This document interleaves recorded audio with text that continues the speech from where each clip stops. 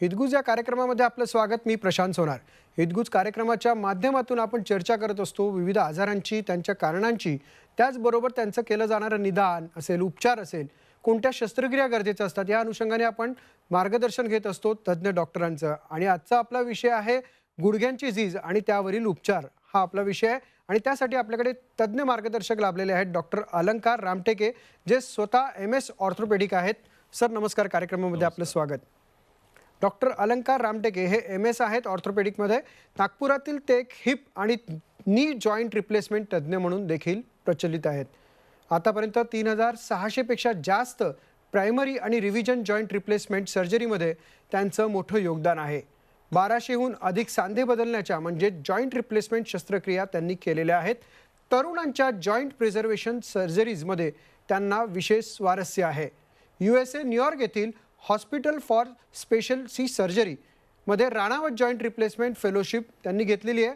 Australia Melbourne येथे नी surgery आणि जॉईंट रिप्लेसमेंट सर्जरीमध्ये फेलोशिप त्यांनी घेतलेली आहे.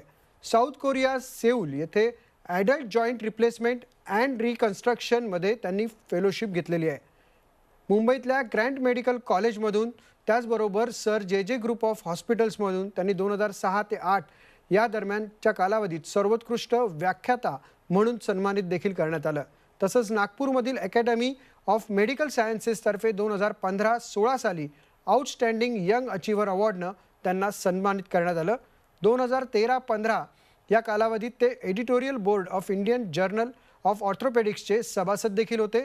त्याचसोबत साधारणतः आतापर्यंत 25हून अधिक शोधप्रबंध देखील आंतरराष्ट्रीय लेवलला प्रकाशित करण्यात आलेले आहेत. डॉक्टर रामटेके, आपल्या कार्यक्रमामध्ये पुन्हा एकदा स्वागत. थँक्यू. आजचा जसा विषय आहे आपला गुडघ्याच्या संदर्भातला, तर मुळात झीज होणं म्हणजे नक्की काय? आपल्या शरीराची रचना एक सायंटिफिक मार्वल आहे. आपल्या शरीरामध्ये हाडं असतात आणि जिथे दोन हाडं एकत्र येतात तिथे एक सांधा तयार होतो. आता हे कडक हाडं एकमेकांना घासली तर त्याच्यामुळे एकमेकांना जखम करतील, इजा करतील, म्हणून निसर्गाने काय केलं, या हाडांच्या पृष्ठभागावरती एक नरम गादी किंवा नरम आवरण, एक रक्षा कवच असं बनवून ठेवलेलं आहे. हे रक्षा कवच हाडांना एकमेकांना नुकसान करण्यापासून त्याची रक्षा करतं. तर या रक्षा कवचला आपण सायंटिफिक भाषेत कार्टिलेज असं म्हणतो.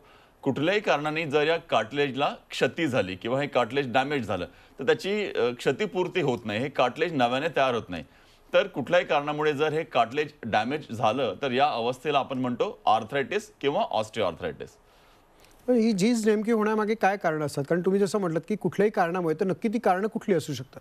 सगळ्यात प्रमुख कारण आहे एज, वयोमान.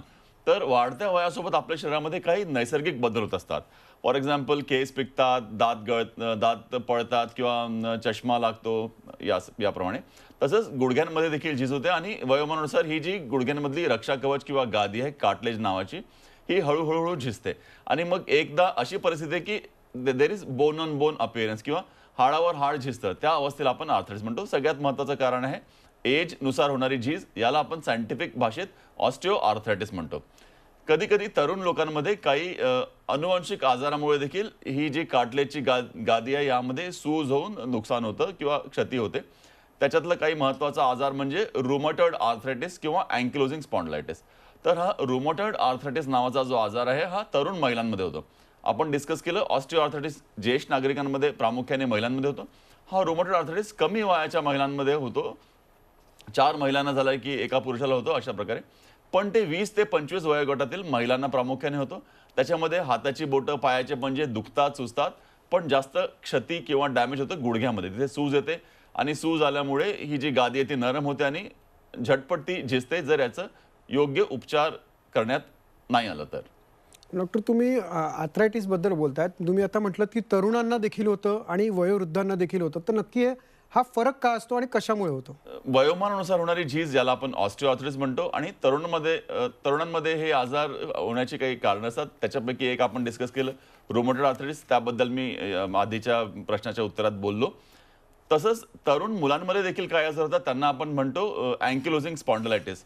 जसं महिलांमध्ये रुमॅटॉइड आर्थरायटिस होतो तसं इन्फ्लेमेटरी आर्थरायटिस नावाचा एक प्रकार आहे. त्याच्यातलं पुरुषांमध्ये होणारा आजार त्याला म्हणतात अँकिलोजिंग स्पॉन्डिलायटिस. हा पुरुषांमध्ये जास्त प्रमाणात होतो. अँकिलोजिंग स्पॉन्डिलायटिसमध्ये पाठीच्या मणक्यांमध्ये सूज होते आणि मग ते जाम होतात किंवा स्टिफ होतात. त्याचप्रमाणे हिप जॉईंटला प्रामुख्याने नुकसान होतं आणि हिप जॉईंट लवकर झिजतात आणि त्यामुळे देखील आपल्याला हिप रिप्लेसमेंट शस्त्रक्रिया करायला लागतात. त्याशिवाय व्हॅस्क्युलर नेक्रोसिस नावाचा एक आजार आहे.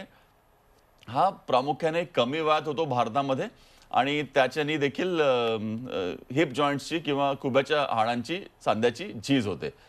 तर त्याची प्रमुख कारणं म्हणजे भारतात अल्कोहोल किंवा मद्यसेवन, त्याच्यामुळे देखील हिप जॉईंट खराब होतात.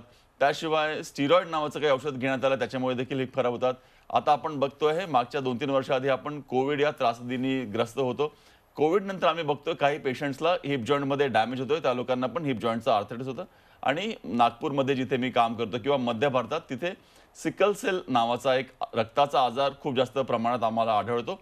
सिकल सेलच्या आजारामध्ये देखील तरुण मुलामुलींना तरुणांना देखील हा हिप जॉईंटचा आजार होतो. त्यामध्ये त्यांना व्हॅस्क्युलर नेक्रोसिस नावाचा आजार होतो, त्यामुळे सांध्यांची झीज होते. सर्वसाधारणपणे कुठल्या सांध्यांची झीज ही जास्त होते? अतिशय चांगला प्रश्न आहे.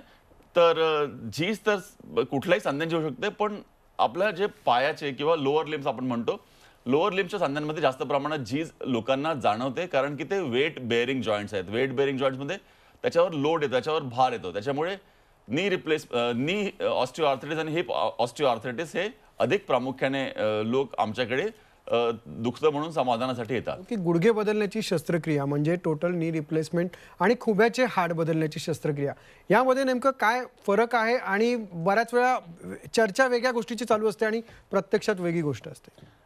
बरोबर. तर आपण जसं बघितलं की नी ऑस्टिओआर्थरायटिस किंवा गुडघ्यांच्या सांध्यांची झीज ही प्रामुख्याने भारतामध्ये जगभर ज्येष्ठ नागरिकांचा आजार आहे. त्यातही हा महिलांमध्ये, ज्येष्ठ वयातील महिलांमध्ये होणारा आजार आहे. आणि हिप रिप्लेसमेंट भारतामध्ये आपण जर बघितलं तर हा तरुण पुरुषांचा आजार आहे. तर हा बेसिक फरक आहे. नी रिप्लेसमेंट आपण अधिक वयाच्या महिलांसाठी करतो. फॉर एक्झाम्पल 70% महिला ज्यांचा 70% पेशंट ज्यांचं ऑपरेशन होतं नी रिप्लेसमेंटचं, त्या महिला असतात. आणि हिप रिप्लेसमेंटचं जर आपण बघितलं तर 70% पेशंट्स हे तरुण वयाचे पुरुष असतात. डॉक्टर, ऑपरेशन साधारण कधी करावं? गुडघ्यात जर दुखत असेल तर आपण डॉक्टरचा सल्ला घ्यावा. डॉक्टरांनी त्यांचा रोग निदान करण्यासाठी डॉक्टर आपल्याला बरेच तपास सांगतील. त्यापैकी एक महत्त्वाचा तपास असतो एक्सरे.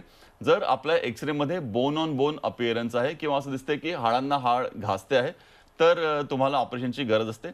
पण जर पहिल्यांदा उपचार हा ऑपरेशन नसतो, पहिल्यांदा वेदनाशामक औषधे देण्यात येतात, काही व्यायाम सांगण्यात येतात आणि मग डॉक्टर बघतात की या औषधांनी किंवा व्यायामांनी यांचा काही फायदा होतो आहे का. पण जर बरेच प्रयत्न करून देखील पेशंटला आराम होत नसेल तर मग डॉक्टर त्यांना ऑपरेशनचा सल्ला देतात.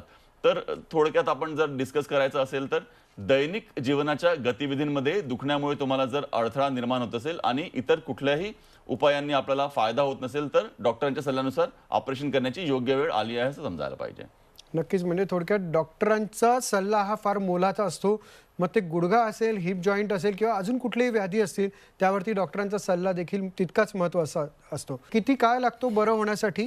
आधी मनात लोकांच्या भीती होती की हा प्रदीर्घ काळ लागतो आजारातनं बरं होण्यासाठी. पण आता विज्ञानामध्ये बरेच प्रगती झाली आहे. पेन कंट्रोल आणि सर्जिकल प्रिसिजन, सर्जिकल टेक्निक्स यामध्ये भरपूर इम्प्रूव्हमेंट झाला आहे. तर जेव्हा मी नागपूरमध्ये प्रॅक्टिस करायला लागलो तेव्हा बऱ्याच पेशंटला असा अनुभव होता की त्यांना ऑपरेशन नंतर 15 दिवस 20 दिवसपर्यंत हॉस्पिटलमध्ये राहायला लागायचं. पण आता ही रिकव्हरीची अवधी एकदम कमी झाली आहे. याच्यामध्ये महत्त्वाचं आहे एनेस्थेशिया आणि पेन कंट्रोल. बऱ्यापैकी ऑपरेशन दरम्यान होणाऱ्या दुखण्यावर आपल्याला कंट्रोल करता आला आहे. त्याच्यामुळे आता बरेच पेशंट आमचे, म्हणजे हा फक्त माझाच अनुभव नाही, आंतरराष्ट्रीय अनुभव नाही, तर आमचे बरेच चांगले ऑपरेशन करणारे बरेच डॉक्टर भारतात आहेत. त्यांचा सगळ्यांचा अनुभव असा आहे की नॉलेजमध्ये वाढ झाल्यामुळे किंवा अनुभवामध्ये वाढ झाल्यामुळे आता या ऑपरेशनमध्ये रिकव्हरी फास्ट झाली. फॉर एक्झाम्पल आमचे 90% पेशंट ऑपरेशनच्या सेम डेला 3-4 तासानंतर त्यांना बऱ्यापैकी दुखणं कमी असतं, त्यांना हिंडता फिरता येतं. 100% पेशंट ऑपरेशनच्या दुसऱ्या दिवशी किंवा नेक्स्ट डे 1 ऑफ सर्जरी त्यांना चालता येतं. आमचा अनुभव असा आहे 2 दिवस आमचे सगळेच पेशंट ते टॉयलेटचा स्वतंत्र वापर करू शकतात आणि तिसऱ्या दिवशी त्यांना पायऱ्या वगैरे चढता येतं. जनरली आमचे पेशंट्स तिसऱ्या किंवा चौथ्या दिवशी घरी जातात आणि घरी जाऊन ते कुणावर निर्भर नसतात. स्वतःचं दैनिक गतिविधींचं काम करण्यात ते सक्षम असतात. साधारण रुग्णांना कोणते कोणते फायदे होतात याच्यामध्ये? आजारामुळे ज्या लोकांना दुसऱ्यांवर निर्भर राहायला लागतं त्यांना स्वतःचं स्वातंत्र्य कमी होतं. फॉर एक्झाम्पल दैनिक जीवनाच्या गतिविधीमध्ये त्यांना अडथळा निर्माण होतो किंवा इतरांच्या सहायतेची गरज असते. तर ऑपरेशन नंतर हे सगळे पेशंट हे स्वावलंबी होतात, त्यांना दुसऱ्यांवर निर्भर राहायला लागत नाही. दैनिक जीवनाच्या गतिविधी, फॉर एक्झाम्पल हिंडणे, फिरणे, देवळात जाणे, बाजारात जाणे, किराणा आणायला जाणे, हे सगळे साधारण गतिविधी आहेत. हे सगळे त्यांना करता येतात. पायऱ्या चढणे, प्रवास करणे, या सगळ्या गोष्टींमध्ये त्यांना कधीही दुखण्यामुळे ऑपरेशन झाल्यानंतर अडचण जाणवत नाही. ज्येष्ठ नागरिकांच्या अपेक्षा अतिशय कमी असतात. त्यांना असं असतं की मी माझ्या एक 60-65 वयाच्या सामान्य व्यक्तीला जी दैनिक गतिविधी करता आली पाहिजे, स्वतःची काळजी घेता आली पाहिजे. हसबंड असेल किंवा महिला असतील तर हसबंड असेल किंवा पुरुष असेल तर त्यांच्या पत्नी असतील, आपल्या पार्टनरची किंवा घरच्यांची जबाबदारी सांभाळता आली पाहिजे, त्यांची देखरेख करता आली पाहिजे. इतकी लोकांची गरज असते ज्येष्ठ नागरिकांची. तर एक 60-65 वयाच्या व्यक्तीला ज्या काही दैनिक जीवनाच्या गतिविधीमध्ये आराम पाहिजे असतो, तो सगळं आपण या ऑपरेशनचा त्यांना करता येतं. जितकं पाहिजे तितकं चालता येतं, पायऱ्या सहज चढता येतात, प्रवास करता येतो, स्वतःची आणि इतरांची देखील काळजी घेता येते. डॉक्टर, तुमचं कशी बोलण्यात एक उल्लेख होतोय वारंवार हिप रिप्लेसमेंट बद्दल, तर त्याबद्दल अधिक माहिती काय सांगाल? हिप रिप्लेसमेंट भारतामध्ये हे तरुण व्यक्तींच्या मध्ये होतं. अतिशय महत्त्वाचा प्रश्न तुम्ही विचारला. तर जेव्हा तरुण पुरुषांमध्ये आपण हे हिप रिप्लेसमेंट सर्जरीज करतो किंवा त्यांना हा हिपचा आजार होतो एव्हॅस्क्युलर नेक्रोसिसमुळे, त्यामुळे त्यांचं काय असतं की हा जो व्यक्ती आहे, तरुण पुरुष, हा घरचा ब्रेड अर्नर असतो, घरचा कमावता व्यक्ती असतो. त्याच्या अंगावर त्याच्या आईवडिलांची जबाबदारी असते, मुलांची जबाबदारी असते, मुलांचं शिक्षण असतं आणि त्याला EMIचे हप्ते वगैरे देखील भरायचे असतात. तर अशा वेळी जर ह्या तरुण व्यक्तीला, पुरुषाला किंवा कमावत्या व्यक्तीला किंवा महिलांना जर हा आजार झाला तर मग ते बाहेर जाऊन काम करू शकत नाही. तर अशामुळे त्यांचं तर नुकसान होतंच, पण त्यांच्या परिवाराचं पण नुकसान होतं आणि एका प्रकारे हा देशाचा कणा आहे, काम करणारा कणा, याचं देशाचं पण नुकसान आहे. तर अशावेळी या व्यक्तींना लवकरात लवकर कसं ठीक करता येईल, त्यांना स्वतःच्या पायावर कसं उभं करता येईल, हे देखील महत्त्वाचं असते. त्याच्यामुळे हिप रिप्लेसमेंटमध्ये हे ऑपरेशन करून त्यांना लवकरात लवकर कसं काम करता येईल, स्वतःच्या पायावर कसं उभं होता येईल, स्वतःसाठी कसं कमवता येईल किंवा देशामध्ये कसं योगदान करता येईल देशाच्या उन्नतीसाठी, हे सगळं महत्त्वाचं आहे. तर हिप रिप्लेसमेंट तरुणांमध्ये होणारा आजार आहे, त्याच्यामुळे याचं अचूक रोगनिदान आणि उपचार करणे अतिशय महत्त्वाचं आहे. डॉक्टर, तुम्ही जे म्हणालात की ते आता आम्ही प्रत्यक्षात बघणार आहोत, तुमच्याच रुग्णांनी या संदर्भात प्रतिक्रिया दिलेली आहेत व्हिडिओच्या माध्यमातून, तर त्याची काय प्रतिक्रिया आहे? आशिष मानकर त्यांचं नाव आहे, बघूयात.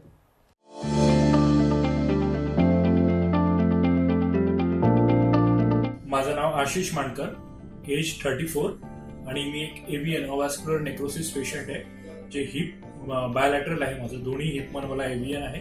ऍक्च्युली हा त्रास मला मागच्या 2021 सप्टेंबर पासून स्टार्ट झाला. डॉक्टर होते, त्यांनी मला MRI करायला सांगितलं.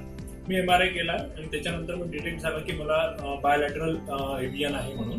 तरी पण मग घरगुती इलाज वगैरे करत करत मला 1 वर्ष झालं. मी सगळे कॅम्प्स केले आयुर्वेदिकचे, कानपूर, पुणे, इकडे तिकडे जाऊन सगळीकडे.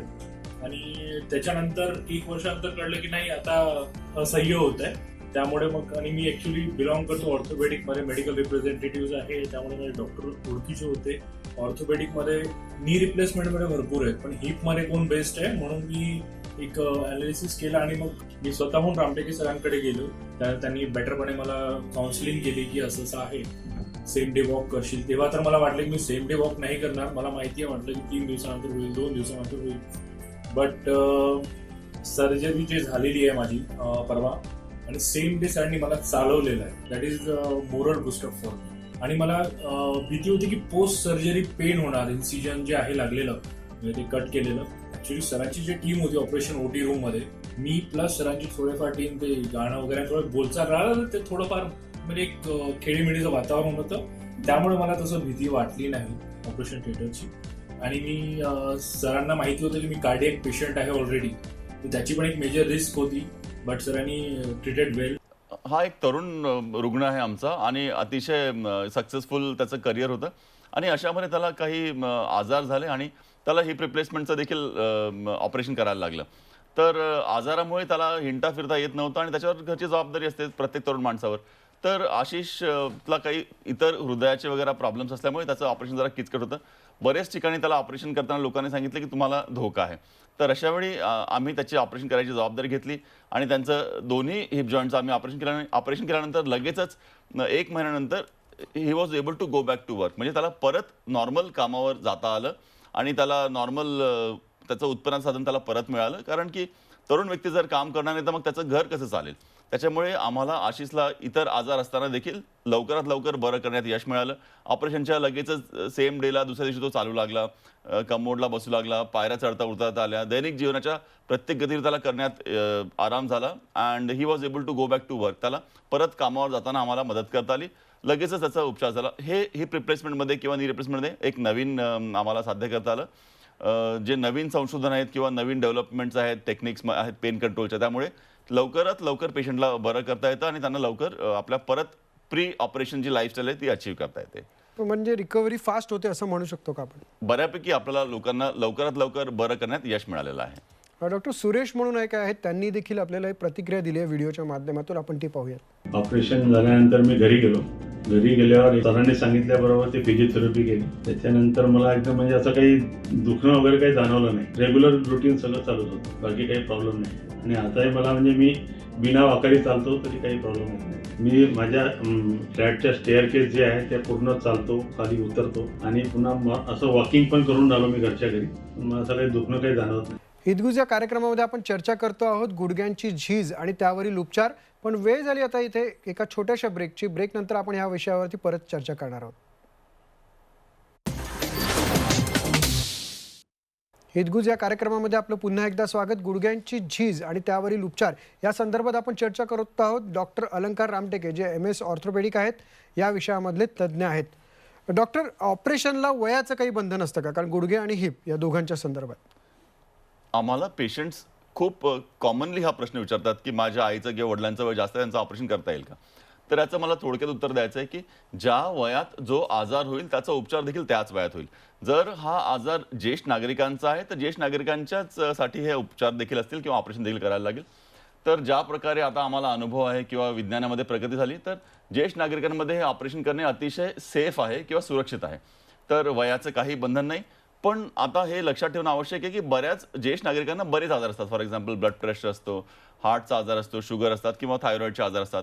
तर या सगळ्या आजारांना सांभाळून देखील आपल्याला यशस्वीरित्या ऑपरेशन करता येतं आणि पेशंट एकदम सुरक्षित असतं. त्यामुळे या आजाराला वयाचं काही बंधन नाही. मी किंवा माझ्यासारखे इतर तज्ज्ञ डॉक्टरांनी 75, 85, 95 पर्यंत वयाच्या देखील लोकांचे यशस्वी ऑपरेशन केलेले आहेत. नक्कीच. अशाच एका ज्येष्ठ व्यक्तीचा आपण प्रतिक्रिया बघूया. त्यांनी काय म्हटलं त्याबद्दल. It's nicely done. Dr. Saab is very good and very positive. हमेशा उन्होंने support किया.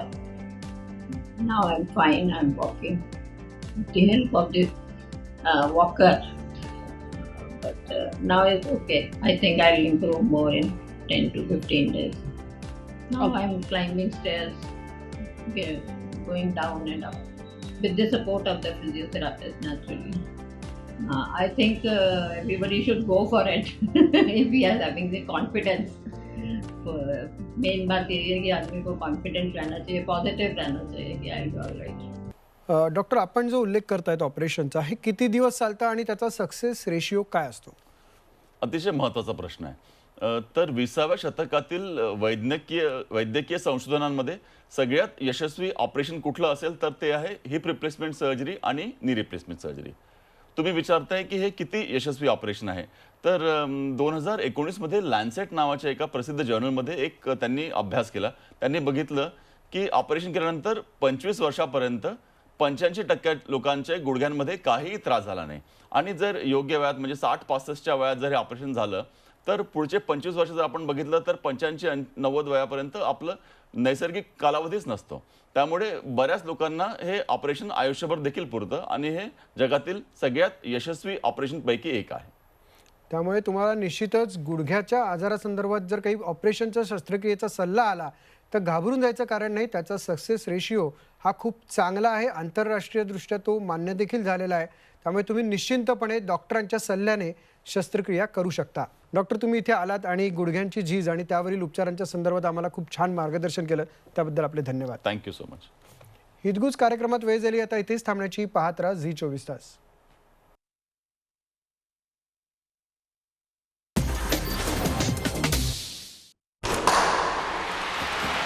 लाल मातीतली कुस्ती म्हणजे